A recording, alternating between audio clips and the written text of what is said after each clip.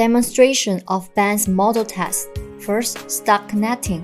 Connect the OBD2 16-pin cable circular interface to the DOIP SDC4 Plus multiplexer. Then connect the LAN cable to the network cable interface of the DOIP SDC4 Plus multiplexer. Then connect the OBD interface of the OBD2 16-pin cable to the ECU, and the other end of the LAN cable to the computer.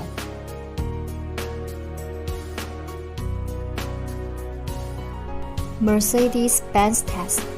Open the software X entry. Select the first Mercedes-Benz.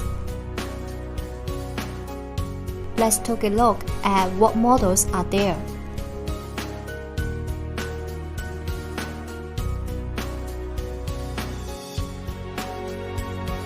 The above is the display of all Mercedes-Benz models. Next, we enter the test. We choose the model W211.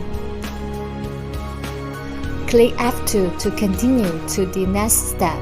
Here you can select the model according to your needs, and then follow the instructions to complete the click operation.